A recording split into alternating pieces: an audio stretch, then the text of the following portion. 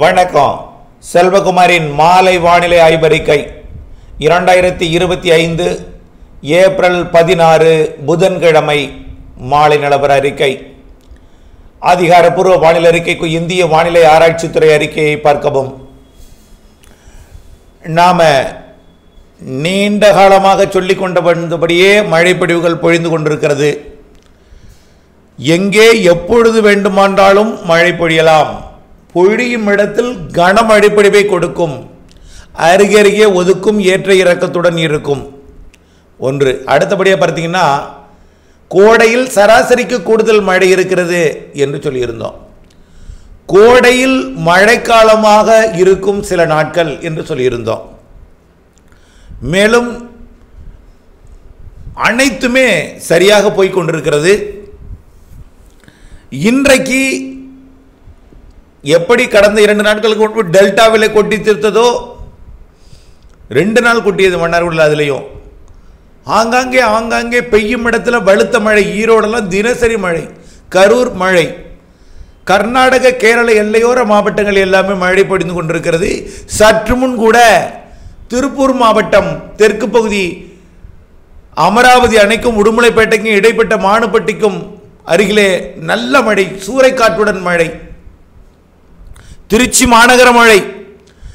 மாநகர மழை வந்து புதுக்கோட்டை மாவட்டத்தை நோக்கி நகர்ந்து கொண்டிருக்கிறது. இப்பொழுது இன்றைக்கு அதிகாலை ஆந்திர பகுதியில் உருவான மழை ஒங்கோல் நெல்லூர் எல்லாம் பெய்துவிட்டு காலை அது திருவள்ளூர் மாவட்டம் பழவேற்காட்டு பகுதிக்கு வந்து பிறகு திருவள்ளூர் மாவட்டத்தின் பகுதிகளுக்கு பொழிந்து கடலோர பகுதிகளுக்கு பொழிந்து வட சென்னைக்கு பொழிந்து மத்திய சென்னை தென் சென்னை எல்லாம் பொழிந்து செங்கல்பட்டு மாவட்டத்திற்குள் நுழைந்து விழுப்புரம் மாவட்டம் வரைக்கும் மழை பொழிவை கொடுத்தது.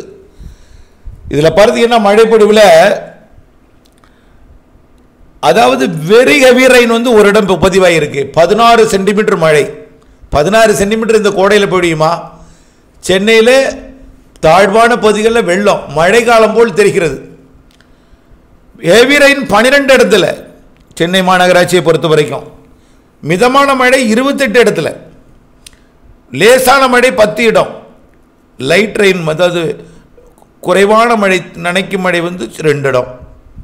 இதில் 10 சென்டிமீட்டருக்கு மேலே ஏகப்பட்ட இடங்கள் 15 சென்டிமீட்டர் வரைக்குமே பெய்திருக்கு 2 மணி நேரத்தில். 16 சென்டிமீட்டர் அதிகபட்சமாக. இப்படி மழைப்பொழிவு இன்றைக்கு மேற்கு தொடர்ச்சி மலை மாவட்டங்கள்லையும் கர்நாடக எல்லையோரத்திலையும் உருவாகி கொண்டிருக்கு. உள்ளேயும் ஆங்காங்கே பெய்து கொண்டிருக்கு. இப்போ திருச்சி மாவட்ட பகுதியில் பொழிந்து கொண்டிருக்கக்கூடிய மழை, திருச்சி மாநகரத்திலிருந்து போய் தெற்கு நோக்கி நகர்ந்து கீரனூர் மற்றும் அதற்கு தெற்கே புதுக்கோட்டை மாவட்ட எல்லை பகுதியை நோக்கி புதுக்கோட்டையை நோக்கி நகர்ந்து வந்து கொண்டிருக்கிறது. பிறகு இந்த மழைப்பிடிப்பு புதுக்கோட்டை மாவட்டத்தோட புதுக்கோட்டை மற்றும் தஞ்சாவூர் மாவட்டத்தோட பேராவூரணி பகுதிக்கு வரும் என்று எதிர்பார்க்கப்படுகிறது.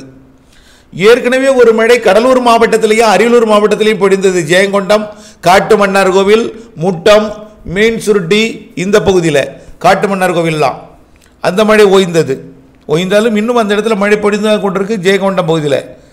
மேலும் தென் மாவட்டத்தில் பார்த்தீங்கன்னா மதுரை மாவட்டம் திண்டுக்கல் மாவட்டம் இடைப்பட்ட பகுதியில் வாடிப்பட்டி மற்றும் சோழவந்தான் இந்த பகுதிக்கு வத்தலகுண்டு இந்த பகுதியெல்லாம் மழை பொழிவுப்படுது.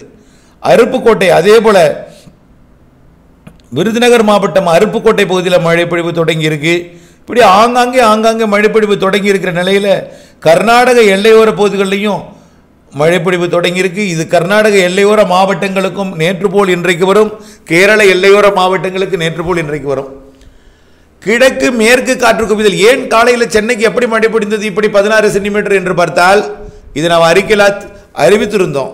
கடந்த 3 நாட்களாக வெளியூர் பயணத்தில் இருந்த காரணத்தினால கூர்ந்த ஆராய வாய்ப்பு ஏற்படுத்திக் கொள்ள முடியவில்லை தொடர் பயணம்.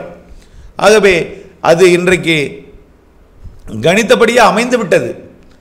இன்றைக்கு சென்னையில் ஏற்படுத்திய மழை மேற்கு காற்று நேற்றைக்கு மரங்களால் மட்டுமே குளிர்வித்து மரங்கள் இருந்த இடத்துல மட்டும் மலைப்பகுதிகளில் நேற்றைக்கு இரவு மழை பொழிவை கொடுத்தது. அதாவது கணவாய் பகுதிகளில் நுழையக்கூடிய காற்றும் கணவாய் இல்லாத சமவெளி அதாவது மைசூர் போன்ற பகுதிகளில் நுழையக்கூடிய காற்றும் உயரம் குறைந்த மலைப்பகுதி வழியாக நுழையக்கூடிய காற்றும் மேற்கிலிருந்து கிழக்கு நோக்கி வந்து மரங்கள் இருக்கக்கூடிய இடத்துல வெப்பத்தால் லேசாகி மேலெடுந்து கிழக்கு நோக்கி வந்து மரங்கள் இருக்கக்கூடிய இடத்துல மழை பொழிவு கொடுத்தது. ஆனால் அது பாலக்காட்டு கணவாயில் நுழைந்த காற்று நேரடியாக அது சேலத்தில் கொடுத்தது. பிறகு கல்வராயன் மலைப்பகுதிகளில் அதே போல் ஏற்காட்டில் கொடுத்தாலும் லேசாக கொடுத்துவிட்டு அதிகாலையில் கிழக்கு காற்றை சந்திப்பை ஏற்படுத்தி வங்கக்கடலோரம் கொடுத்தது. அதுதான் ஏற்படுத்தியது. தென்மேற்கிலிருந்து வந்த வெப்ப நீராவியை கிழக்கிலிருந்து வந்த உயரடுத்த காற்று குளிர்வித்து மழைப்பொழிவு ஏற்படுத்தியது. இன்றைக்கு அது தொடர்ச்சியாக புதுச்சேரி வரைக்கும் கொடுக்கும் என்றும் கொடுத்தது. இப்படி தாங்க மழை எங்கேயும் எப்பொழுதும் பெய்யலாம். மழை இல்லாத நாள் இருக்காது. இப்போ திருச்சியிலிருந்து புதுக்கோட்டை வந்து கொண்டிருக்கு. அது புதுக்கோட்டை மாவட்ட கடலோரம், தஞ்சாவூர் மாவட்ட பேராவூரணி பகுதிக்கும் வரலாம். மன்னார்குடிக்கு வாய்ப்பில்லை. இதேபோல் நாளை அதிகாலையில் மேலும் கர்நாடக எல்லையோர கேரள எல்லையோர மாவட்டங்களில் கொடுக்கும். வங்கக்கடலோரமும் வாய்ப்பு இருக்கு. நாளைக்கு புதுச்சேரி, கடலூர், விழுப்புரம் மாவட்டத்துக்கு கூட கொடுக்கலாம். நாளை அதிகாலை ஆந்திர எல்லையோரத்துக்கும் கொடுக்கலாம். எந்த இடத்திலும் எப்பொழுதும் பெய்யலாம். பெய்யும் இடத்தில் பலத்த மழை இருக்கும், அருகருகே ஒதுக்கும். இப்படி இந்த மாத இறுதி வரைக்கும் ஆங்காங்கே ஒதுக்கி ஒதுக்கி மழை பொழிவு கொடுத்து கொண்டே இருக்கும். எல்லாரும் வெயில் வெயில் வெயிலுங்கிறீங்க. நான் திரும்ப திரும்ப சொல்கிறேன், என்கிட்ட பேசிக்கிட்டு இருக்கவங்க கூட சொல்கிறாங்க வெயில் ரொம்ப அதிகமாக இருக்குல்ல. சன்றே யோசிச்சு பாருங்க. அப்படியே கொஞ்சம் அப்படியே திருப்பி பாருங்க, கொஞ்சம் பின்னாடி போய் பாருங்க. கடந்த ஆண்டு 112 டிகிரி ஈரோட்டில் தினம் மாதக்கணக்கில் வெயில். இன்றைக்கு எவ்வளவு? 100. ஏதாவது ஒரு இடத்துல தாங்க 100. வேலூரில் 38 டிகிரி, அது 100. அவ்வளவுதான். வேற எல்லாமே 38 கீழே தான். ஏதாவது ஒரு நாள் 39 போயிருக்கலாம், 40 தொட்டு நெருங்கி இருக்கலாம் 39 வரைக்கும். ஆனால் அது ஒரு நாள் மட்டும்தான் இருந்திருக்கு. கீழே இறங்கி வந்து விடுகிறது. மழைப்பொழிவு தான் சராசரி கூடுதல் போயிட்டு இருக்கு. ஆகவே வெயில் காலத்தில் இந்த வெயில் கூட அடிக்காமல் என்னதான் செய்யும்? வெயில் காலத்தில் வெயில் அடிக்காமல் என்ன செய்யும்? கண்டிப்பாக சூரியன் கூத்துக்கதிர் இன்றைக்கு எங்கே விழுந்து கொண்டிருக்கு? 16ஆம் தேதி டெல்டா மாவட்டங்களுக்கு, தமிழ்நாட்டின் மத்திய பகுதியில் விழுந்து கொண்டிருக்கு சூரியன் கூத்துக்கதிர். அப்போ சூரியன் கூத்துக்கதிர் நம் மீது விட்டு விழுந்தால் வெயில் இல்லாமலா இருக்கும்? கண்டிப்பாக இருக்கும். ஆகவே இந்த குத்துக்கதிர் காரணமாக வெப்பத்தால் லேசாகி மேலெழுந்த காற்றை நிரப்புவதற்காக கிழக்கு மேற்கு காற்று வருகிறது. இரு காற்றும் எதிர்த்து மழைப்பொழிவு மேகங்களை உண்டு பண்ணி மழைப்பொழிவு ஏற்படுத்துகிறது. இப்படி இருந்து கொண்டே இருக்கும். 24ஆம் தேதி சென்னை திருவள்ளூருக்கு போகும் அந்த சூரியன் குத்துக்கதிர்.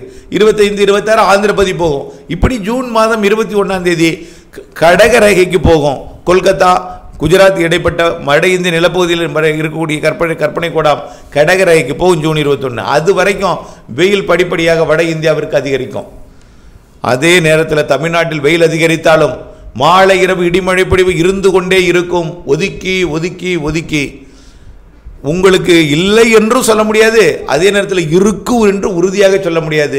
ஆனால் திடீரென்று ஒரு இடத்துல வந்து நல்ல மழை பெய்யும். ஏனென்றால் காற்றிலே திசை மற்றும் வேக மாறுபாடு மணிக்கு மணி மாறிக்கொண்டே இருக்கிறது. ஒரு மணி நேரம் கழித்து வேற ஒரு மாதிரி இருக்குது காற்றோட போக்கு, திசை, வேகம் எல்லாமே. ஆகவே காற்றோட திசை மற்றும் வேக மாறுபாடு மணிக்கு மணி மாறுகிறது. அப்ப நாளுக்கு நாள் எந்த அளவுக்கு மாறும்? நிச்சயமாக இன்றைக்கு சென்னையில் பெய்த மழைப்பொழிவை, பெய்ய போகிற மழைப்பொழிவை இந்திய வானிலை ஆய்வு நிறுவனமோ அல்லது உலகத்தில் இருக்கக்கூடிய எந்த மாதிரியும் காட்டவில்லை. ரேடார் மட்டும் மழை பெய்த பிறகுதான் காட்டியது, மழை தொடங்கிய பொழுதுதான் காட்டியது. ஆகவே இப்படித்தான் மழை இருக்கும், எங்கேயும் எப்பொழுது பெய்யலாம். ஆகவே மழைப்பொழிவை பொழியும் பொழுது சேமிக்க தயாராக இருக்க வேண்டும் என்றுதான் நம்ம சொல்லிக் கொண்டிருக்கிறோம். ஆக மழைப்பொழிவு இருந்து கொண்டே இருக்கும். இப்படியே மாத இறுதி நாட்கள் இந்த மாதம் 30 மற்றும் மே 1, 2, 3 ஏப்ரல் 30 மற்றும் மே 1, 2, 3, 4, 5 வலுவான நல்ல மழைப்பொழிவு இருக்கிறது. தென் மாவட்டங்கள், டெல்டா மாவட்டங்கள், கடலோர மாவட்டங்கள்லாம் மழை வந்துங்க தென்மேற்கு பருவமழை தொடங்கும் வரைக்கும் மழை இருந்துட்டு தான் இருக்கும். ஒதுக்கி ஒதுக்கி இருக்கும்.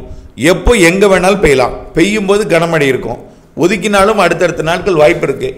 கண்டிப்பாக ஒரு வாரத்துக்கு ஒரு மழையாவது, ஒரு 10 நாட்களுக்கு ஒரு மழையாவது உங்களுக்கு பொழியும். இதுவரை ஒதுக்கி இருந்தாலும் பொறுமை காத்திருங்க, கண்டிப்பாக பொழியும். ஆனால் ஒரே நேரத்தில் எல்லா இடங்களுக்கும் பொழியாது. காற்று குவிதல் வெவ்வேறு இடங்களில் மாறி மாறி மாறி அமையும். மூக்கடலிலிருந்து வரக்கூடிய காற்றோட வேகமும் மாறுபாடுகிறது. கிழக்கிலிருந்து வரக்கூடிய காற்றோட வேகம் அதிகரித்தால் வங்கக்கடலோர மழை வரும். மேற்கிலிருந்து வரக்கூடிய காற்று வேகம் அதிகரித்தால் வங்கக்கடலோரம் வரும். கிழக்கிலிருந்து வரக்கூடிய காற்றோட வேகம் அதிகரித்தால் அரபிக்கடலோரம் போகும். இரண்டும் சமமாக இருந்தால் மத்திய மாவட்டங்களுக்கு, தெற்கிலிருந்து வீசினால் வடக்கே என்று காற்று குவிதலை மாற்றி மாற்றி அமைத்து கொண்டிருக்கும் என்பதுதான் இந்த ஆய்வறிக்கையின் சுருக்கம். மே மாதத்தில் 3 நிகழ்வு இருக்கு. 3ல் 2 வலுவான நிகழ்வு நிறைய மழைப்பொழிவு தரக்கூடியது. இப்போ வரைக்கும் சராசரி கூடுதல் தான் இருக்குது. இன்னும் நிறைய மழைப்பிடிப்பு இருக்குது. இன்றைக்கு காலை சென்னையில் பெய்த மழைப்பிடிப்பு இன்னும் சராசரிக்கு மேல் ஏற்றப்போகிறது. 16 சென்டிமீட்டர்னா குறைவா? இந்த கோடையில் மழைக்காலம் போல் நீர் தேங்கி கிடக்கிறது சென்னையில். அந்த அளவிற்கு மழைப்பிடிப்பு பொழிந்திருக்கிறது. ஆகவே நல்ல மழை இருக்கிறது. வரக்கூடிய கோடையில் எந்த நாளும் எங்கேயும் பொழியலாம். இம்மாத இறுதி நாட்கள் மே முதல் வாரத்தில் கனமழை இருக்குது. அதே போல் மே 2வது 3வது வாரத்திலும் இருக்குது. மே இறுதியில் தென்மேற்கு பருவமழை முன்கூட்டியே தொடங்கும். ஜூன் ஜூலையில் இந்த ஆண்டு தென்மேற்கு பருவமழை கூடுதலாக பொழியும். தமிழ்நாட்டிற்கும் கேரளாவிற்கும், அதாவது மேற்கு தொடர்ச்சி மலை மற்றும் கேரளா கர்நாடகாவிற்கு தென்மேற்கு பருவமழை பெய்யக்கூடிய இடத்துல எப்பொழுதுமே ஆகஸ்ட் மாதம் தான் வலுத்த மழை இருக்கும். இந்த ஆண்டு ஜூன் ஜூலையில் வலுத்த இருக்கும். ஆகஸ்ட் செப்டம்பரில் கொஞ்சம் தீவிரம் குறைவாக இருக்கும். வட இந்தியாவில் பின்வாங்குவது தாமதம் ஏற்படும். ஆகவே பருவமழை பின்வாங்குவது தாமதம் ஏற்பட்டாலும் பருவமழையை உடனடியாக பின்வாங்கி அடுத்த நாளே சரியான நாளில் வடகிழக்கு பருவமழை தொடங்கும். பருவமழையானது தொடக்கமே அதிகமாக இருக்கும்னு சொல்லியிருக்கோம். பொறுத்திருந்து பாருங்கள் ஜூன் ஜூலையை. அணைகளில் நிரப்பும் மழை இருக்குது. கண்டிப்பாக முன்கூட்டியே மேட்டூர் உள்ளிட்ட அணைகள் திறக்க வாய்ப்பு இருக்குது என்பதையும் தெரியப்படுத்த விரும்புகிறேன். சரியாக ஜூன் 12ஆம் தேதி திறக்க உறுதியான வாய்ப்பு. 108 அடி தண்ணி இருக்குது இப்போ மேட்டூரில். இன்னமும் மேட்டூர் சுற்றுவட்டார வடப்பகுதிகளில் மழைப்பிடிப்பு நீர்வரத்து வந்து கொண்டு தான் இருக்கிறது. ஒகேனக்கல் இருந்தலாம். ஆகவே மழை இருந்து கொண்டே இருக்கும். சராசரிக்கு கூடுதல் மழை இருக்கிறது. சராசரி வெயில் இருக்கிறது. வெயில் அதிகம் போல் உணர்ந்தாலும் இதுவரைக்கும் ஒரு ஊருக்கு தமிழ்நாட்டிலே இத்தனை மாவட்டங்கள் இத்தனை ஊர்கள் இருந்தாலும் ஒரே ஒரு இடத்துல மட்டும்தான் 100 டிகிரியை தாண்டி இருக்கிறது. சில நாள் தாண்டினாலும் 102 103க்கு போனாலும் ஒரு நாள் 104 போனாலும் உடனடியாக அடுத்த நாள் கீழே படுத்துவிடும் வெப்பம். கண்டிப்பாக அக்னி நட்சத்திரத்தில் கூட பெரிதாக இருக்காது. ஆனால் நீங்கள் அனுபவிப்பது எல்லாமே ஏர் கண்டிஷன், அதாவது குளிர்சாதன அறையில் இருக்கிற காரணத்தினாலே, பழகாமல் இருக்கிற காரணத்தினாலே வெயில் தாங்க முடியவில்லை. ஆக்சிஜன் மரங்கள் இல்லாத காரணத்தினால் ஆக்சிஜன் பற்றாக்குறை ஏற்படுகிறது. இதனால் அசௌகரியம் ஏற்படுகிறது. தவிர வெப்பநிலையை பொறுத்த வரைக்கும் 100 டிகிரியை ஒட்டியே 100 டிகிரிக்கு சற்று கூடுதலாகவோ தான் இருக்கிறதே தவிர பெரிய அளவில் 104 108 110 112 கிடையவே கிடையாது. அதற்கான நாள் இன்னும் இருந்தாலும் அந்த நாளில் கூட அந்த அளவுக்கு எட்டாது. 108க்கு மேல் போகாது. அதுவும் ஓரிரு நாள் தான். 104 102 இப்படித்தான் இருக்கும் அக்னி நட்சத்திர காலத்தில் கூட என்பதை நீங்கள் புரிந்து கொள்ள வேண்டும். கண்டிப்பாக மே மாதத்தில் சராசரிக்கு கூடுதல் மழை இருக்கிறது. வெயில் சராசரி இருக்கும் என்பதையும் ஒரு சில நாள் கூடுதலாக இருந்தாலும் மழைதான் கூடுதலாக இருக்கும் என்பதையும் தெரியப்படுத்த விரும்புகிறேன். இணைந்தே இருங்கள் அப்டேட்ஸுடன். நன்றி.